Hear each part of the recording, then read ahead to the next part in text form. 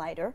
Lin Manuel-Miranda and 22 of his musically talented friends have gotten together and they released this song all to raise money for hurricane relief for Puerto Rico, which we talk about Puerto Rico, and it's sad because they have sort of been kind of put on the back burner now that all of Las Vegas has happened. Each one devastating in their own right. We talked about the money raised. $9 million we reported yesterday had been raised for Puerto Rico, and that happened what now, like 3-4 weeks ago? A long time ago. I think it made landfall on the 20th of September. And I was just looking at it because there's this side story about now it's more difficult to find out how many people have power, where sort of the infrastructure is coming back along, and I just put on my Facebook page, 89% of Puerto Rico is still without power right now. Still without power. The effort to help people and reach people has ramped up significantly. That is a very important story, but the fact remains is that 89% of Puerto Rico, which is 3.5 million people, U.S. territory, have no power right now. It's going to take a long time to come back. So it's great timing for something like this to happen today. Yes, including running water. The majority of residents still don't have running water on top of power. Let's go ahead and listen to the song. Again, Lin Manuel-Miranda and some of his closest friends in the music industry. I want to hear that song.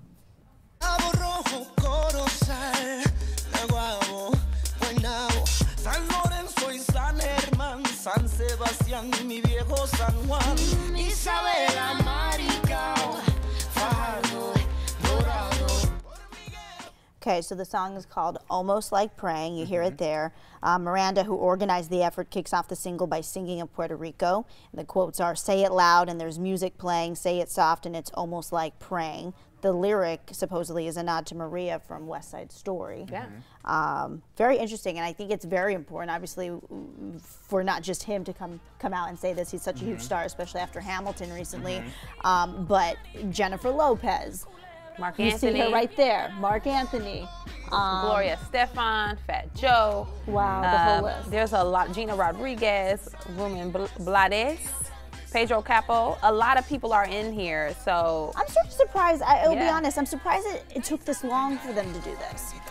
Maybe it's because it's hard to get everybody together, or not even together. It's hard to get each person. Like I was hearing him on GMA just this morning, and he said something like, he had to hurry up and give Gloria Estefan a flash drive before she flew to Puerto Rico for relief efforts, and then he had to call somebody or reach out via Twitter to see if they could do it. So I think it was about him piecing it together. And I get that. And these artists have a direct connection to Puerto Rico, so that's kind of the whole point. And it was interesting to watch all of this come together on social media. I love Twitter; it's my favorite thing. And you could see all of them reaching out in their own way. You have Jennifer Lopez donating $1 million, just like that. And then you've got, he's very outspoken on Twitter about the disaster response. And so it just kind of came to a head. They were all doing their own thing individually.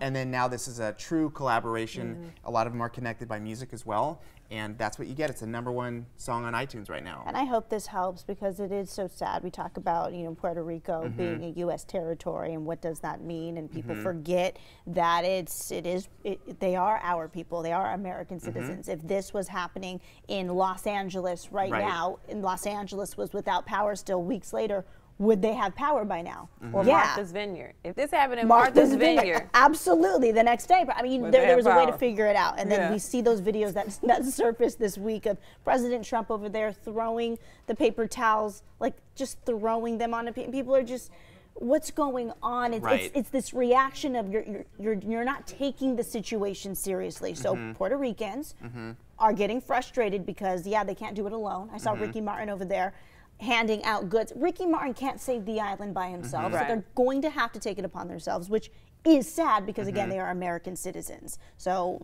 even for myself, we focus on Las Vegas. Oh my gosh, the 58 victims, such a tragedy. Hurricanes in Florida and in Texas and all of that happened, but it's like we got to focus on Puerto Rico as well. And just if this somehow connects to the previous story we're talking about, again, we're at a time where people can do this directly. They're sending their own private planes full of supplies directly to Puerto Rico to help people face to face with the people that need it, instead of someone will take care of this, someone will handle this. They're saying we're not waiting anymore. We're gonna spend our money, use our resources, and do it directly because you can't wait for help. You need it then. When you're thirsty, when you're hungry, you need it now.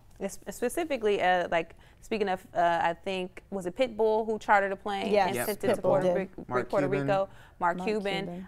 Tidal, the music streaming company backed by Jay-Z, they had a donation center set up in New York over the weekend, last weekend, to collect stuff and send it to Puerto Rico. And they're doing another concert titled Brooklyn that all the proceeds, or most of the proceeds, or some, I'm not sure the specific amount, but will go to hurricane relief efforts. So people are still working towards this. And I see that for this song. Proceeds from the song's sale will benefit the Hispanic Federation, an organization which Miranda has been backing since Hurricane Maria left the island in the midst of a humanitarian crisis. And it says 2 weeks after the storm, just over 9% of Puerto Rico residents have power. You talked about the ones who don't. I think it's even more grim to talk about the ones who do. 9%. Like only 9% of the entire island has power. We lost power in my neighborhood for half an hour, and it was a crisis. Right. So imagine I had it was like how my wife was like, how am I gonna make coffee? I'm like, we got to use the French press, and maybe there's some ground somewhere. I mean, obviously, and then when there's no power, the water heater is not on. Oh yeah, exactly. Cold you ain't water. drinking coffee. Exactly. So now look, compared to with what's going on in Puerto Rico, even remotely being inconvenienced is embarrassing. But I'm just trying to highlight, how long would you last? What would your life be like if you lost power for 2 or 3 weeks in a row with no real idea of when it's coming back? I mean, power's so crucial to your everyday life. I mean, they're just going through a tough time there. Think about it, like Rob has 2 little kids. There's no power. You want to take a bath, the kids need to bathe. There's no hot water. You can't give the kids freezing cold showers. No. You can't go take it old school and heat up the water on the stove unless you have a gas stove. In some cases, you may be able to, but hurricanes, they knock the gas out. Right. So you can't heat the water up, pour it in like a little tub, heat it up for the kids. Cold shower, cold bath with like a 1-year-old. Go buy that song. Go buy that song. Get the song. Get the song. Proceeds from the song.